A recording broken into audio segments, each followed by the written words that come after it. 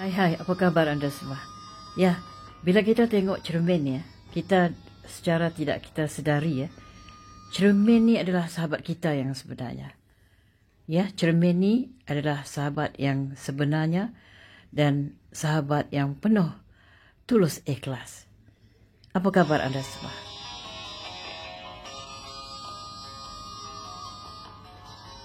Ya, aku ingin bertanya ya pada anda semua dan bertanya pada diriku sendiri juga.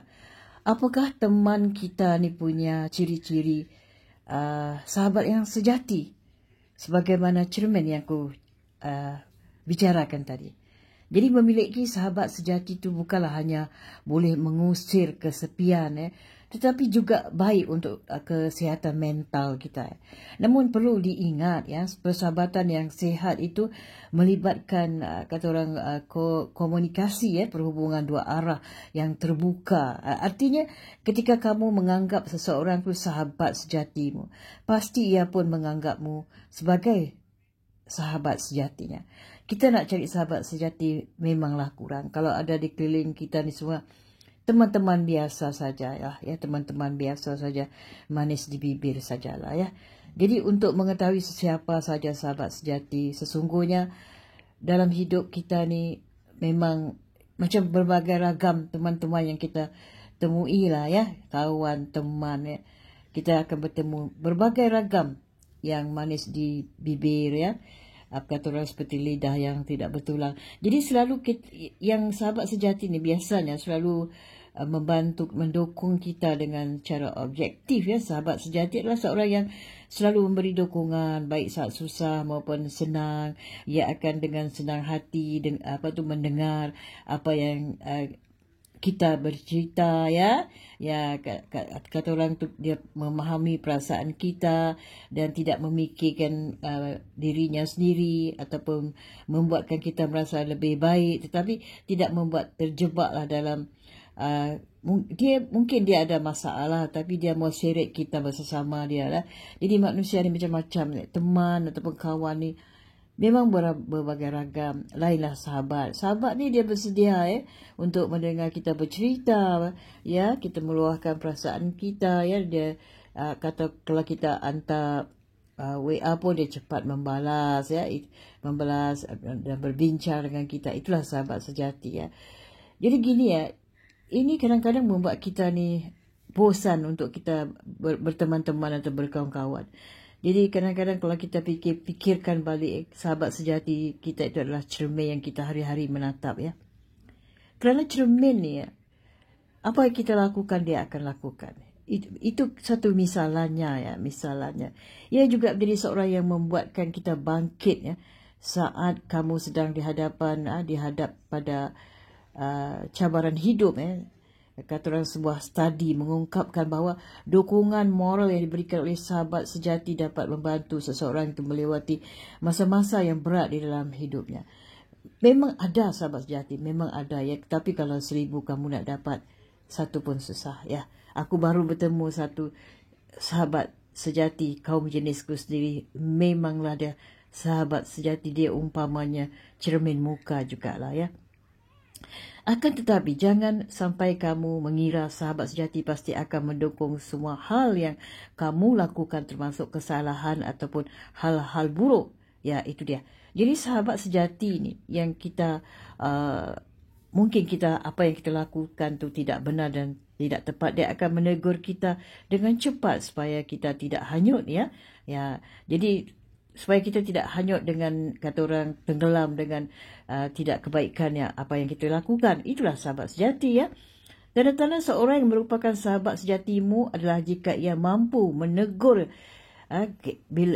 jika kamu melakukan hal-hal yang salah misalnya.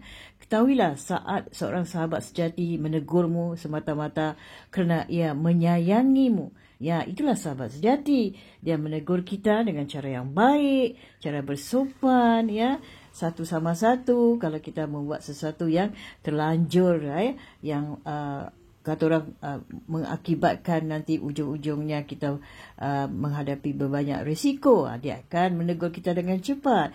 Jadi dia tidak mahu kita terus hanyut dengan kesilapan yang kita lakukan. Jadi Saat munculnya masalah yang membuatkan kita sedih, sahabat sejati akan selalu punya waktu untuk mendengarkan dan membantumu mencari solusi. Ya, itu dia. Itulah sahabat sejati. Ya, itulah sahabat sejati ya. Ya.